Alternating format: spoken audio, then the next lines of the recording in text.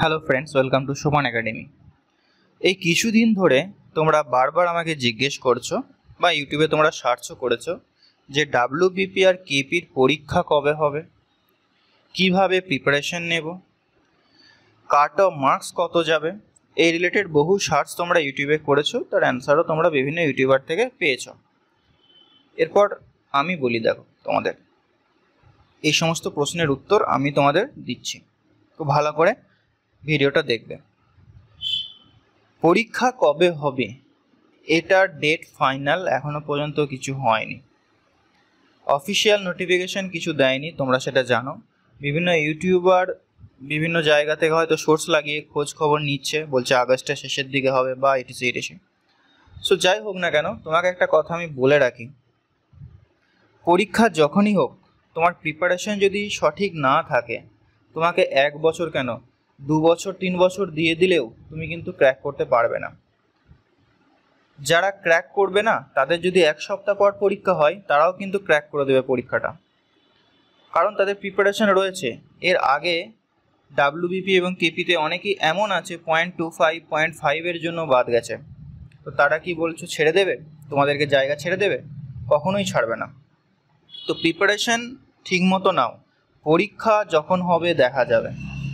হয়তো খুব শীঘ্রই পরীক্ষা হবে, এরপর ভোট পেরিয়ে গেছে, খুব শীঘ্রই পরীক্ষা হবে, কিন্তু ইউটিউবে সার্চ করে হয়তো 2 মাস 3 মাস ধরে নাও যে 2 মাস পরই পরীক্ষা হবে। তো সেই হিসাবে তুমি পড়াশোনাটা শুরু করো আগে, ফালতু বেশি ভিডিও দেখতে যাবে না।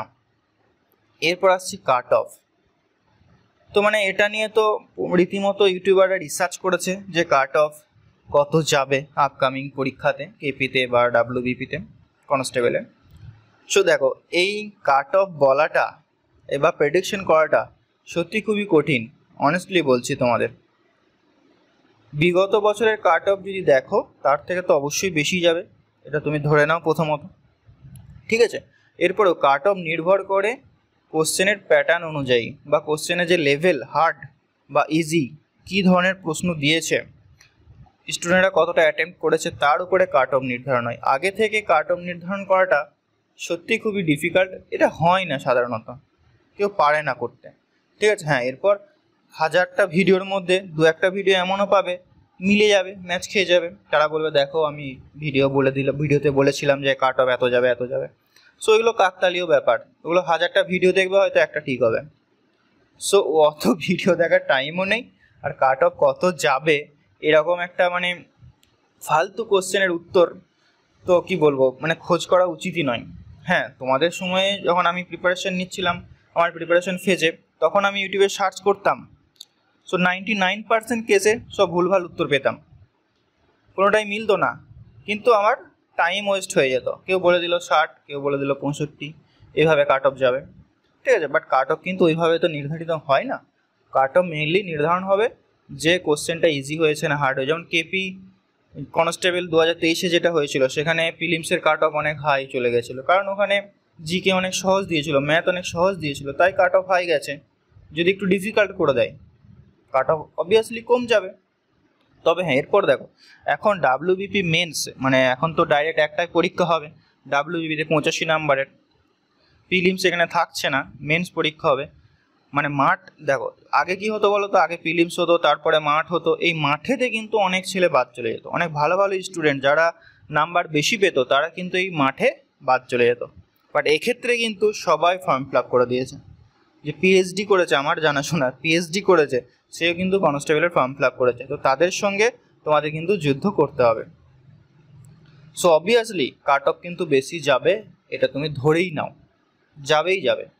কারণ কি, মাঠের পরে যখন মেন্স হতো না, তখন অনেক ভালো ভালো ছেলে, স্টুডিয়াস ছেলে যারা কাট অফটাকে হাই করে, তারা কিন্তু মাঠেতে বাদ চলে যেত। কারণ 1600 মিটার মাঠ 6 মিনিটে, এটা কিন্তু চারটেখানি কথা নয়। আমি নিজে 1600 মিটার মাঠ কমপ্লিট করতে পারিনি কনস্টেবলের ক্ষেত্রে, 800 মিটার পেরেছি, বাট 1600 মিটার কখনো পারিনি করতে। তো এরকম প্রচুর আছে যারা কিন্তু মাঠে বাদ যেত আগে। বাট এক্ষেত্রে কিন্তু কী হয় বলো তো, আগে মাঠ হচ্ছে না বা প্রিলিমস হচ্ছে না, মাঠ হচ্ছে না, ডাইরেক্ট একটা পরীক্ষা হচ্ছে 85 নাম্বারের। তো এখানে কিন্তু কাট অফটা অবভিয়াসলি হাই যাবেই যাবেই, কিচ্ছু করার নেই। এটা তোমরা ধরে নিয়েই কিন্তু প্রিপারেশনটা শুরু করো। আর আমি বলবো যে তুমি 50-এর মধ্যে 85কেই টার্গেট করো বা 80কে টার্গেট করো। এমনটা নয় যে কেউ হয়তো বলে দিয়েছে 60 যাবে, 65 যাবে, আমি শুধুমাত্র সেটাকে টার্গেট করে যাব, এমনটা তো নিশ্চয়ই তোমরা কেউ করবেও না জানি। সো আমি যেটা বলতে চাইছি তোমাদেরকে, যে কাট অফ, কবে এক্সাম ডেট হবে, এইসব চিন্তা দূরে রাখো। ঠিক আছে, এক্সাম 1 মাস পরেও যদি হয়, তোমার প্রিপারেশন যেন এমন থাকে, টপমোস্ট থাকে, 1 মাস পরে বা 1 সপ্তাহ পরেও যদি পরীক্ষা হয়, আমি কিন্তু পরীক্ষাটা ক্র্যাক করব। এই মেন্টালিটি নিয়ে তোমাকে এখন থেকে কিন্তু প্রিপারেশন হতে হবে। অনেক সময় তোমরা পেয়েছো, সময় কি পাওনি? কারণ কি, বাঙালিদের মধ্যে একটা ধারণা হয়ে গেছে যে আগে ফর্ম ফিল আপ হবে, তারপরে পড়াশোনা শুরু করবে। ফর্ম ফিল আপ হয়ে গেল কিছুদিন, আবার সেই যেমনকার তেমন হয়ে গেল জ্যাসে থে। তারপরে যখন অ্যাডমিট কার্ড দেবে বা নোটিফিকেশান দেবে অমুক ডেটে এক্সাম হবে, তখন থেকে আবার পড়াশোনা শুরু করে। তো এইভাবে কিন্তু হবে না বাবু। কম্পিটিটিভ এক্সাম এত ডিফিকাল্ট কেন হচ্ছে আমরা নিজেরাই বানিয়ে ফেলছি। কম্পিটিটিভ এক্সামে কি হয়, তোমাকে একটা সাবজেক্টের উপরে কিন্তু ফোকাস করলে হবে না, তোমাকে ওভারঅল সব সাবজেক্টের উপরে ফোকাস করতে হবে। সো এই ওভারঅল সাবজেক্টের উপর ফোকাস করাটা কিন্তু চারটিখানি কথা নয়। আমি ম্যাথসে ভালো পারি, 25-এর মধ্যে 25 স্কোর করে দিতেই পারি, বাট জিকেতে আমি ভালো পারি না, তাহলে কিন্তু হবে না। তোমাকে ওভারঅলটা কমপ্লিট করতে হবে। তো সেজন্য লাগবে টাইম, কন্টিনিউয়াস ওয়েতে পড়াশোনা করা। এখনও সময় আছে হাতে, ঠিক আছে? উল্টোপাল্টা দিকে না তাকিয়ে, বেশি ইউটিউব না দেখে, কারণ দেখো ইউটিউবে তুমি কখনোই সম্পূর্ণ জিনিস পাবে না ফ্রিতে। এর জন্য তোমাকে কিছু ইনভেস্ট করতেই হবে টাকা। আমরা তো বিভিন্ন জায়গাতে টাকা নষ্ট করি, কিন্তু যখনই কোনো কোর্স বা কোথাও যত তোমার ভালো লেগেছে কোনো একটা কোর্স বা কিছু, তো সেটা কিনতে তোমাদের কিন্তু টাকা বের হয় না। মাস গেলে 250 টাকা রিচার্জ করে দেবে, অন্যান্য দিকে খরচ করবে, গার্লফ্রেন্ডের পেছনে, গার্লফ্রেন্ডের পেছনেই খরচ করবে, বয়ফ্রেন্ডের পেছনে কেউ খরচ করে না। সো তখন কিন্তু তোমরা খরচ করে ফেলবে, বাট যখন তোমার পড়াশোনা, তোমার ক্যারিয়ারের কথা আসবে, তখন তুমি পয়সা খরচ করতে চাও না। এটা করলে হবে না। এমনকি এমনটা নয় যে সব কোর্স ভালো, তুমি হয়তো কিনলে কোনো একটা কোর্স ভালো লাগলো না, ছেড়ে দাও কোর্সটা, ওই টাকা গেছে সেটাকে নিয়ে ধরে থাকলে হবে না।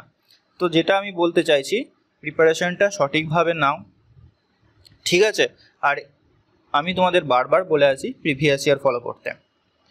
এটা যে কোনো পরীক্ষা তুমি দাও না কেন, তার প্রিভিয়াস ইয়ার অবশ্যই তোমাকে ফলো করতে হবে। সেটা WBP হোক, সামনে ক্লার্কশিপ আছে, মিসলেনিয়াস আছে, অবশ্যই প্রিভিয়াস ইয়ারগুলো ফলো করো। কারণ প্রিভিয়াস ইয়ার অনুযায়ী কিন্তু তোমাদের কোশ্চেন হবেই হবে, ঠিক আছে?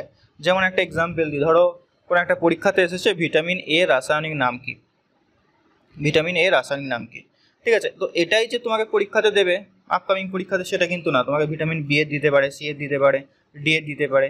তো তোমাকে কি করতে হবে, ভিটামিনে যখন রাসায়নিক নাম জিজ্ঞেস করছে, তো তোমাকে কি ভিটামিনের সমস্ত রাসায়নিক নাম মুখস্থ করে নিতে হবে, বা যা ভিটামিনগুলোর অভাবে কি ক্ষতি হয় সেগুলোও মুখস্থ করে নিতে হবে। তো এইভাবে তোমাদেরকে কিন্তু পড়তে হবে। যে প্রিভিয়াস ইয়ার মানে শুধুমাত্র এই প্রিভিয়াস ইয়ারগুলো পড়ে চলে গেলে নিয়ে কমন পেয়ে যাবে, এমনটা কিন্তু না। প্রিভিয়াস ইয়ার রিলেটেড যে অপশন 4টা রয়েছে, ওই 4টার অপশন আর কি উত্তরের সঙ্গে মিলছে, সেগুলো কিন্তু তোমাকে করে যেতে হবে। তো এইভাবে প্রিভিয়াস ইয়ারগুলো করো। তো আর তোমরা তো অবশ্য সকলেই জানো যে সোপান একাডেমির WBPর প্রিভিয়াস ইয়ার রয়েছে, ম্যাথ, ইংলিশ, রিজনিং, জিকে, একদম তোমাদের চ্যাপ্টার ওয়াইজ তোমাদের সামনে তুলে ধরা হয়েছে। জাস্ট তোমরা পড়বে, ওখান থেকে ওই রিলেটেড কোশ্চেনও তোমরা এখন পেয়ে যাবে। সো এই পিডিএফটা তোমরা সংগ্রহ করতে পারো, তার ডেসক্রিপশনে লিঙ্ক আছে, বা আমাদের 8926698266 নাম্বারে তোমরা যোগাযোগ করবে।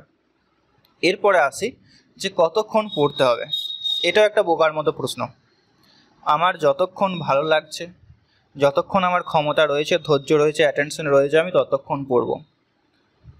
সকালে পড়তে ভালো লাগছে না, দুপুরে পড়বো, রাত্রে পড়বো, যখন খুশি, যখন তোমার ভালো লাগবে তখনই পড়বে, যখন ভালো লাগবে না পড়বে না। পড়াটাকে ভালোবেসে করো, দেখবে অবশ্যই ক্র্যাক করতে পারবে। আর ইউটিউব কম ফলো করবে, ঠিক আছে? ইউটিউব কম ফলো করবে কেন? দেখো ইউটিউবে তুমি প্রচুর হিউজ ম্যাটেরিয়াল পাবে। লাইভ ক্লাসে আমি দেখেছি 10টা অঙ্ক করাই 1 ঘন্টা চলে যায়। 10টা অঙ্ক করবে 1 ঘন্টা চলে যাবে, 10টা অঙ্ক প্র্যাকটিস করবে।